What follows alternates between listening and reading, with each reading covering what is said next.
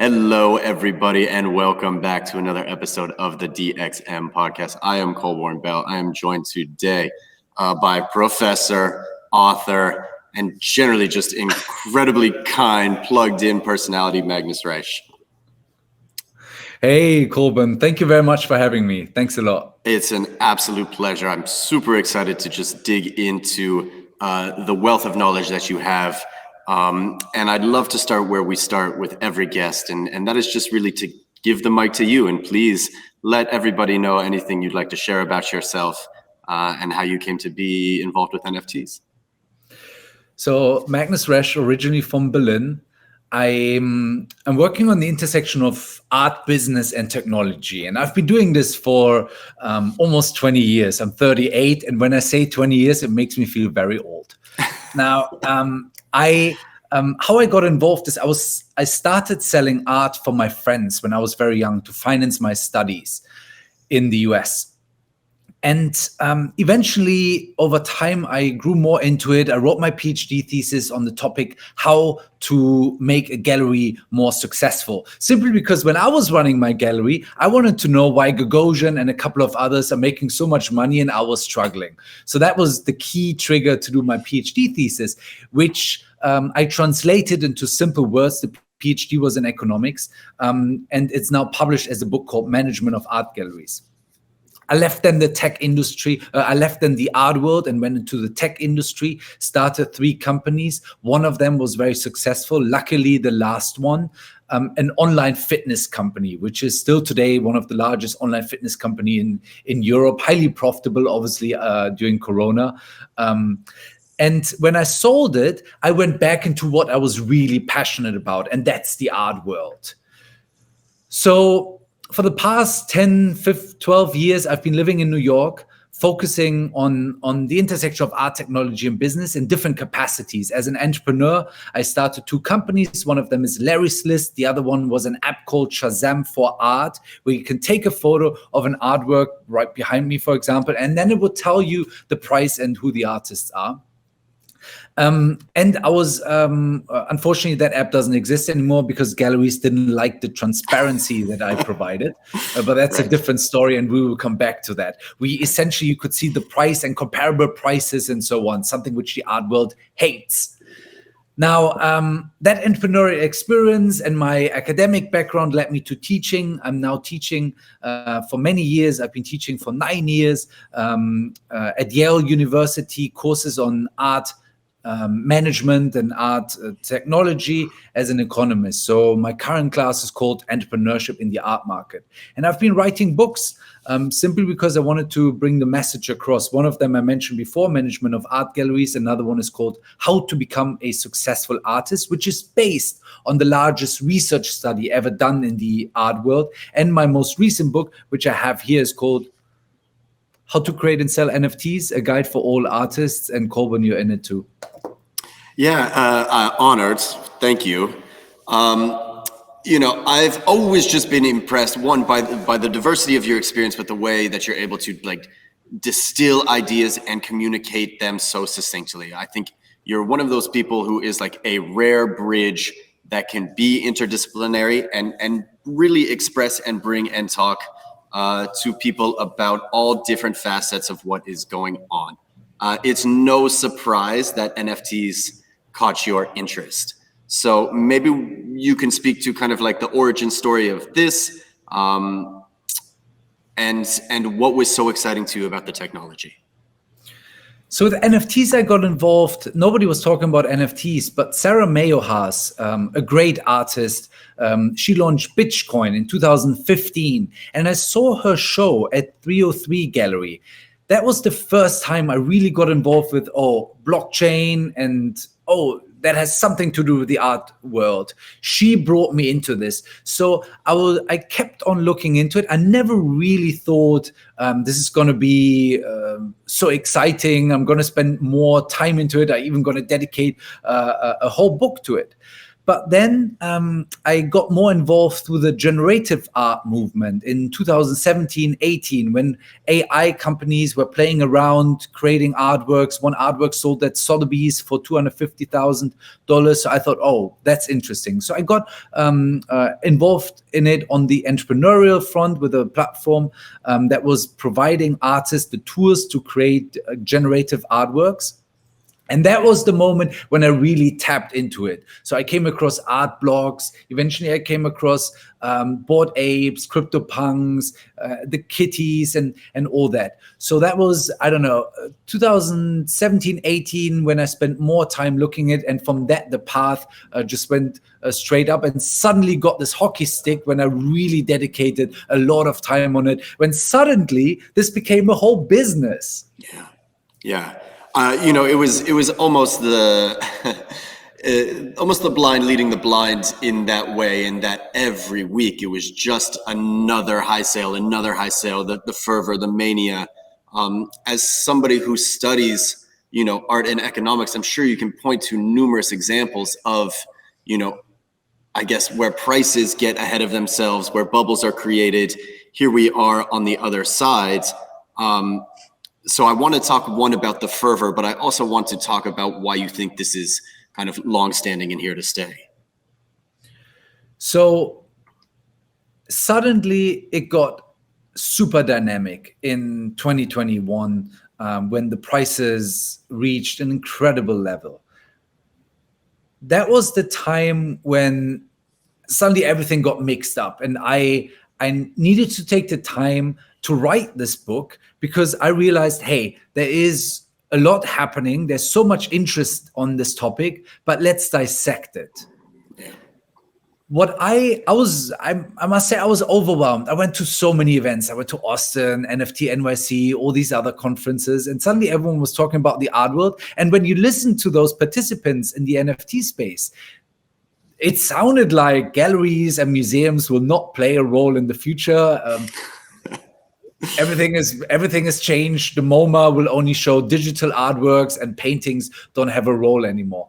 It's so fascinating to be in this world when in a hype and right in the center of it, you feel like, okay, this is really going to happen. And then you think, wait, let's take a step back. So what is it really? We talk about NFT art, but essentially it's digital art, and NFT is not an art form. It's just a medium, a way to sell your artworks. So is that something entirely new? No. Digital art has been around for years. Now it just receives a lot of attention. And who are these people who are buying it and pushing up prices? What are their motives? Are these going to be the future art collectors that are also going to buy other artworks from the more traditional artwork? What are their incentives? Well, turns out that most of them were mostly driven by money. And that helped me to understand that once the next hype comes, they will most likely switch from art to the next music, ticketing, gaming, and so on. And that was one of the reasons why I wrote this book, because I wanted to take that step back and look at it more from an outside perspective, to help other artists who were as overwhelmed as I was to deal with this and make a sense out of this. I think that's a super, super wise point. Things I think really got out of hand when the EDM DJs brought all of their marketing teams into this, and they had a playbook to kind of generate and manipulate more of the masses. That was the precursor to everything absolutely going bananas. And in that, a lot of independent artists who had been kind of sold this dream, this promised land, that there was a way to distribute and sell their art, they were seeing all of this money being made, but didn't recognize that there were like professional teams doing some, professional sales work. And I know for many that was confusing. I know a lot tried to, scramble to find representation. Many went to kind of old models, and really nothing seemed to work. So I think it's nice now for kind of everything to settle, for people to kind of get their bearings again, and to you learn a lot of lessons kind of in that about yourself and others. So I was just, while I was teaching my class at Yale, I invited people to speak to my students. And it was fascinating because my students are MFA students from Yale School of Art, which is one of the top art programs, and MBA students as well from Yale School of Management. And what people said was very interesting. He's a nice guy. I really liked that he was so open and shared his very honest opinion. And what he said is, in the future, why should there be painters? Right? It's inefficient. So it was just fascinating to see one of the key players really believing that digital art is going to take over. I have a different view on that. And what I think what's going to stay from this whole hype is the technology. The technology matters. What are NFTs? NFTs are a certificate of authenticity, nothing else. Today, when you sell a painting, you get a piece of paper that has a headline that says certificate of authenticity. Now, whenever this artwork is traded 10 years, 20 years down the road, the auction house, the intermediate, the advisor who's going to sell it will want to see that certificate of authenticity of that painting because that proves, oh, it's the real one.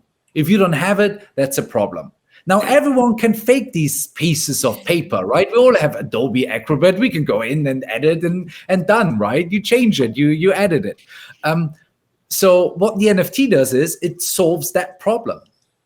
It makes sure that the certificate of authenticity that you currently have in a paper form is actually a digital one and it's uncorruptible. You cannot fake it. Whenever it's modified, everyone sees it because it's unique. First key advantage. And what I really believe is going to solve a lot of problems in the art world, provenance. Yeah. Right now, the provenance can be tracked. Every time a painting changes hands, it will be tracked in the NFT, accessible for everyone. Love that. Love that. I've been working on this with my app. When you took a photo, we were creating this title registry, but galleries hated it. Now, I believe NFTs solve exactly that problem. And here is the second advantage that NFTs will have. Every time that painting is traded, the NFT is traded. And artists benefit because whenever this trade is happening, they get royalties. Huge. That's why, and only that's why I believe this is going to happen because artists are incentivized to, whenever a work leaves the studio, to launch an NFT that comes with it. Yeah. Because they get money in the long run and they get money immediately. Every artist knows that it takes forever until they get paid from galleries. It can take up to 3-6 months. And sometimes they don't even know when a work was sold. With NFTs, they get paid immediately, even in secondary sales. And I find this fascinating. Is that going to happen tomorrow, Colborn? No, it's not going to happen tomorrow. Yeah. Maybe in 10 years. I mean, huge market innovation, right? Talk about like a place where middlemen were high and trust was low, like the contemporary art market needed this pressure.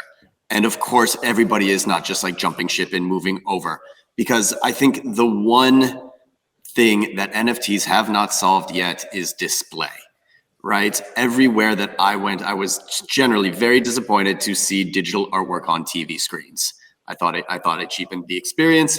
And there is something still so incredibly tactile about, the physical painting that just can't be replicated. And that's when I began to, I think, soften my maximalism on just NFT, everything will be digital. What I got excited about was the format of VR, right? And the ability to blow everything up, but we're still operating really in two dimensions. We don't have a very good spatial web. We don't have like these, I was searching to create empathetic experiences centered around these art pieces. So when the mania hit and we saw a lot of people just throwing these works up in whatever way they could, I felt that it did do a bit of a disservice. But you mentioned something really important. So what relevance will digital artworks play in the future? What relevance will the metaverse play in the future? I have the answer. Of course not. I was like, okay. Yeah, I don't even know what the metaverse is, right? What is the Right. metaverse? There are hundreds of definitions of it. Of course, we don't know, right? But digital art, when you look at it, I'm an economist, right? So when we look at it just by the numbers, and we leave out the last year, let's just leave out the last year because it corrupted a little bit. Digital art in 2019 played almost no role in the art market. Paintings, by far, the number one. And then nothing came. And then photography. And I'm talking here about volumes, so trades of artworks. I'm talking about price points. I'm talking about total value. And I'm talking about number of exhibitions. So paintings was really everything. Yeah. Now, digital art has come on the map and has enjoyed much more attention. So museums like yours, I'm honest. You know, if you had started your museum in 2015, I would have said, all right, great idea, but it's going to be marginal. Yeah. But now, since all the attention went onto digital art, it's fascinating how it has shifted people's perspective, and it's good. So what you're doing is obviously fantastic because you're paving the way for a future new medium that's going to increase in value in the long run. We saw the spike in the last 2 years. That's fine. And I love it because now every digital artist who was suffering before finally got their dues and made a lot of money. And that's great. And people should make a lot of money. And all these other artists that are out there should make a lot of money. But the key question is that sustainable? How can we make sure that in 10, 15, 20 years, those prices, those artists will still sell for decent prices? So institutions like yours are incredibly relevant. What Tina Rivers is doing, same thing with in Buffalo, incredibly relevant. What DMINTI is doing is so relevant because they are doing today the work that will be relevant in 5 and 10 years from now. So I just hope that all of these players will have the breadth and the financial means to go through this valley of less interest, of less money that is being poured in it, and continue building. Well, I can say with full certainty that the museum will continue to be here and participatory, and we will continue to explore just like alternate decentralization means that ensure just the longevity of the institution. Beyond that, I wanted to touch on something, and I think this is the biggest question mark, having studied economics myself, is that we are transitioning art into kind of a state of digital abundance, right? No longer is it kind of the one thing. Anything can be, right-click saved as the meme that triggers a lot of people, but it also emboldens a lot of people to be the one holder. It speaks to digital memetics. It speaks to the speed of culture. Maybe you have some thoughts on just why this felt so of the now, and kind of how there is this intergenerational shift in preferences to be in more digital spaces and experience and connect around digital objects and digital things. I want to revert that question back to you because you spend way more time looking into this. Why do you? I'm so curious. Why do you think this is? I think probably the early to mid 2000s were characterized by the rise of Web 2. I think Web 2 really encouraged people to think of themselves as a brand, and a brand is a static, relatable personality. I think the generation that came after is in a bit of a rebellion against this, and they want fluid identities, and they want themselves to be free to explore, and they don't want to have to conform to themselves as like the one thing that they are, if that makes sense. So they want assets and markers of identity that aren't static, that are kind of dynamic and interchangeable. And then how does that explain the rise of digital art? Because instead of like buying like whatever it is, like the Beanie Baby or the Tamagotchi, the markers that are the inclusion, they buy the NFT that speaks to their current identity, right? Or the artwork that is of their relevancies now. So they want the ability to kind of move in and out of these personalities. Yeah, and what comes with it too is applicability. Where can I, right now, I can only show my painting. When we talk about mediums, I can only show my painting at home. Right. With digital art, something else comes. I can actually use it in different places.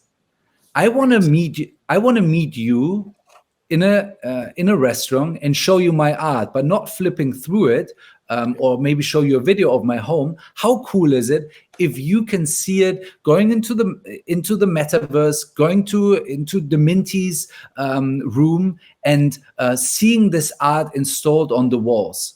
Yeah. Makes it so much more approachable, and gives way more depth to it.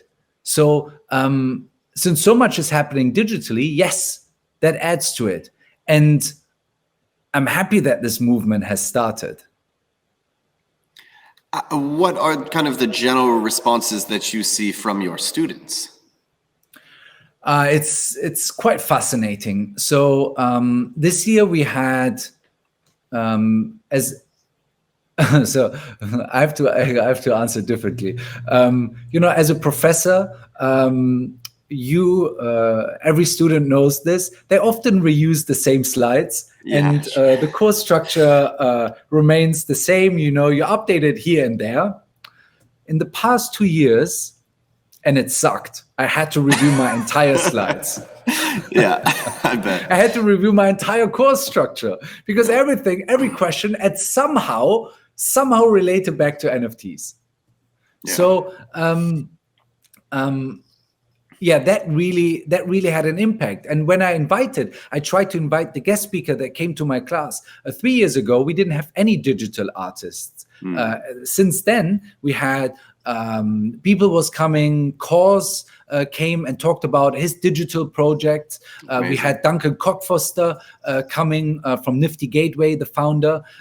We had Charlie Stewart, Sotheby's CEO, coming and talking to my students. And most of the questions that he got were related to NFTs. While and then we had Adam Chin coming, who has with Life Art one of the products that help artists to enter the Web3 space. But he also is an art advisor. He's one of the biggest art advisors. Sotheby's paid $80 million just for him to sign on. And then he left last year. So this guy is a heavy art advisor. All the questions evolved around decentralization, power back to the artists, and tools that help artists to enter Web3. I think something we haven't particularly touched on is, there is also a cultural element, and there is an accessibility for collectors, right? I spent a lot of years in New York City, in Chelsea, wandering around those galleries. I never felt that art was for me or was accessible, and quite frankly, it wasn't, right? But suddenly in this new space, right, there was, an openness and a permissionlessness that allowed me to access it. And that was really, really exciting from the collector standpoint. I know you speak in that op-ed that you just published about collectors becoming closer to artists. They do. We are now at a very interesting moment in when you look at the power structures in the art market. So far, the power was in the distribution channels, galleries.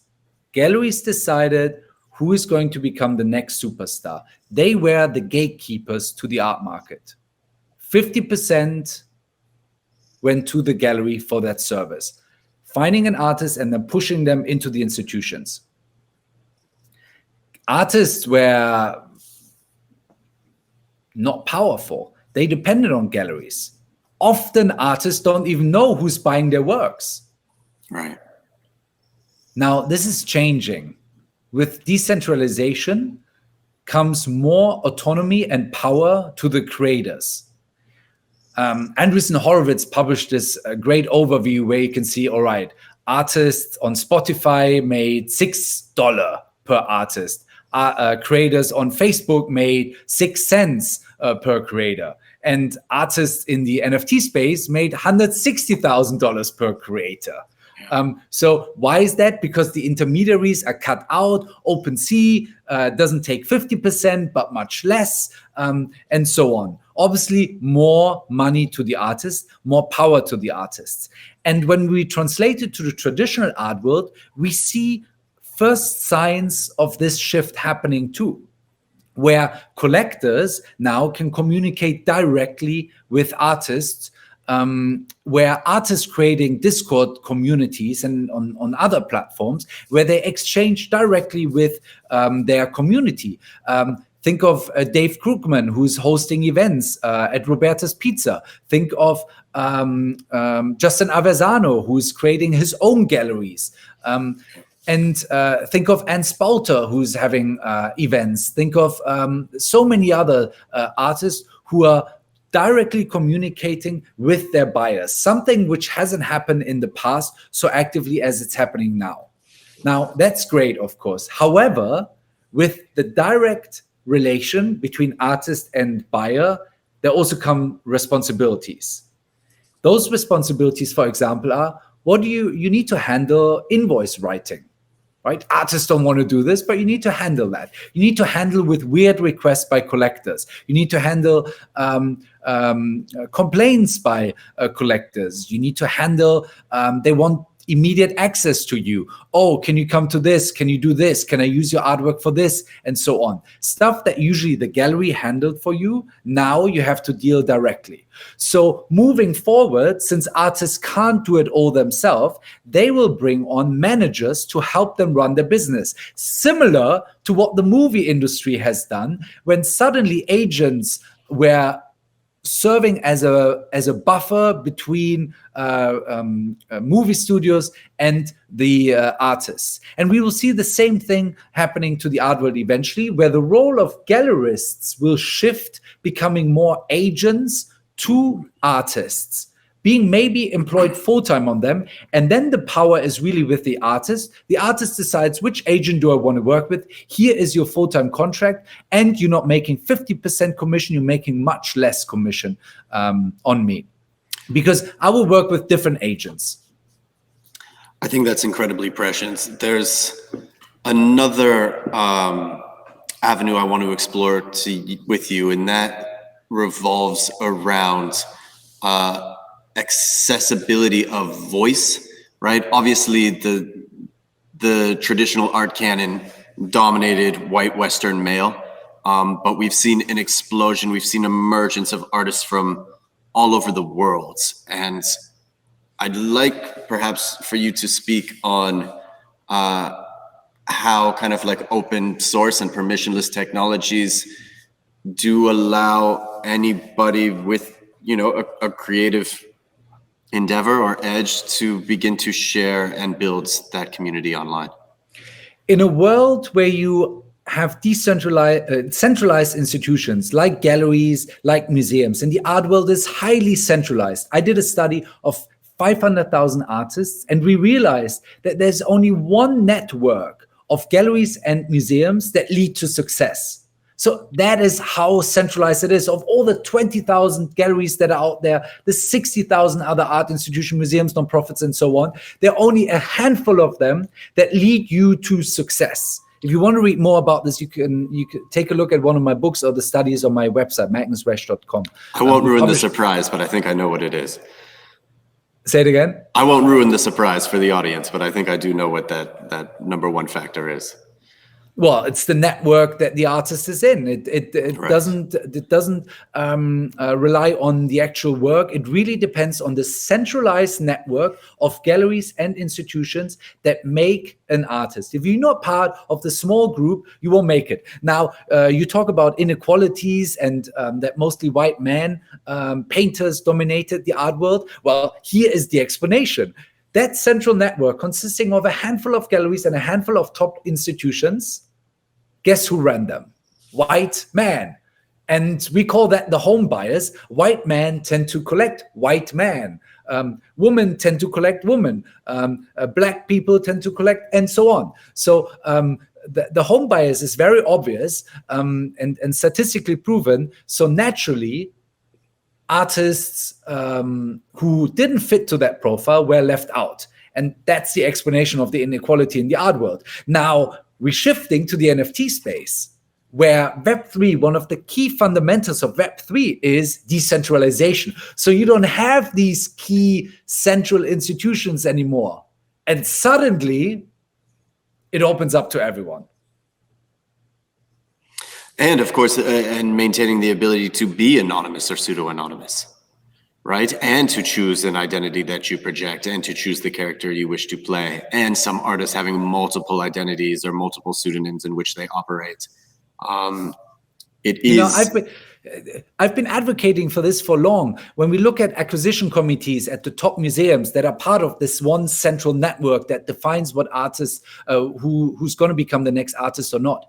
To have blind auditions like they have in the music industry, where a curtain is put in front of you. If you join an orchestra, there's a curtain, so you don't see if that's a woman, what color they have, and so on. Now, in the art world, in those acquisition committees, you always see, all right, name of the artist, so you know the gender, and you can Google the artist, and you know which gallery is representing the artist, and so on. So blind auditions for acquisition committees would be a great idea, but they don't do that yet.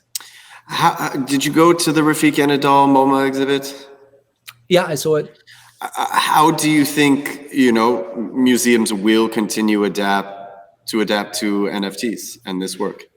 So this is super interesting because I've been talking to I was just yesterday talking to one of the top NFT artists in the space, and the discussions I'm having now with a lot of NFT artists, and I shouldn't use that term NFT artists because they are digital artists really, that gained a lot of recognition using NFTs to sell their works. Now these digital artists, and please again excuse me if I refer to them as NFT artists because it makes it's been used that term so often. Now these digital artists, they are interested in maintaining their value, and they want to exhibit in top institutions because they realize in order to have lasting value, I need to play the gallery game too. Because of all the noise and all the chatter that we hear, I also believe that galleries and art institutions, museum, the MoMA, the Met, the Whitney, and so on, they won't go away. And I also don't believe that suddenly they will only show digital art. So for those artists, they come and ask, hey, Magnus, you understand the art market so well. How can we get into the art market and play that role, the gallery game and so on, because we realize that we need it. We're not solely dependent on it, but we need to play that game a little bit in order to get into those institutions. So we are strategizing on that, how to get there. And those are tough conversations because they're fundamentally different to what the Web3 space is all about. So we are now at the stage where we're in a hybrid between Web 2 and Web 3. And I think it would be foolish to only play Web 3 games and follow the strategy because we still need the existing institutions as they won't go away. I agree with you completely. So Rafik, coming back to your question, and that was a long winding answer. Sorry, Colborn. Wonderful. With Rafik, he's always been playing both games and he does it really well. So he's always been, look at in 2018, he was doing already something at Frieze Art Fair. Now the MoMA is kind of the next logical step for him. He's done partnerships with museums around the world, and he's done a great job in branding himself as someone who is accessible to the traditional art world. They understand where he's coming from. He's very transparent about the process, how he creates his works. So they think, oh, Rafik, digital artists. We know digital artists because we've collecting them since 1960. We get it. Super trendy. He also bridges the gap to Web3 because he gained a lot of success there. Let's bring this guy on board. Makes sense for them.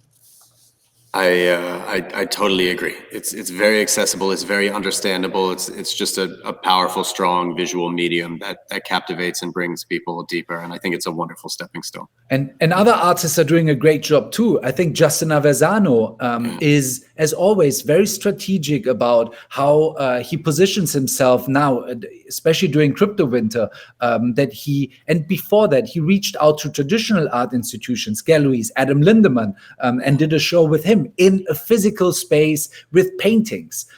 Look at what Eric from Art Blocks is doing. Art Blocks, a project that I love and been following since their beginning. They are partnering with a top gallery. Yeah, with Pace Gallery. Pace, in the end, has also an interest in that because they realize, oh, there are a lot of rich people buying that stuff. Maybe out of these hundreds or thousands of collectors that have Scribble and other art block projects, maybe some of them we convert into buyers who also buy our stuff that we have in our inventory. Magnus, unfortunately, the time has flown. So the last words are yours. Please do let people know where to find you, where they can get your book, if you're interested in having them reach out for you, to you with any questions, whatever it may be. Thank you very much for having me. Big fan of your work, Colborn. Big fan of DMINTI and all the other projects in the space. Heavy advocate for every digital artist using the medium and was so entrepreneurial to explore it. What I'm trying to do is trying to build that bridge from Web 2 to Web 3, from the traditional art market to the NFT space. And if you're interested in that, as a first starting point, if you're an artist, I wrote this book for you, How to Create and Sell NFTs, together with my co-author, Tim Grin, who is a force in the Web 3 space and years of tradition also in the traditional art market. Now, that's a good starting point. If you have more questions, I have online courses for artists and for collectors where I explain about how the art market works. You can find that on magnusclass.com, and you can also book one-on-one sessions there. If you just want to leave me a note and say, hey, Magnus, everything that you said is totally wrong, I disagree, just reach out to me on Instagram. My Instagram is my name, @Magnus Resch. If you put in Magnus and R, I think I'll be the first one up there. I can't thank you enough for being here. Always a pleasure speaking with you. I think, again, just absolute wealth of knowledge. I really appreciate the approach you're taking. I think I'm trying to go Web 3 back into Web 2, you Web 2 into Web 3. You know, we will continue to meet in the middle and continue to build these beautiful bridges and just care for and look after, I think, the thing that we both love, the art and the artists. So again, thank you so much for being here. I'm Colborn Bell. Huge thank you to DMINTI. We were joined by Magnus Resch, and that's it, everybody. See you next time. Breaking news.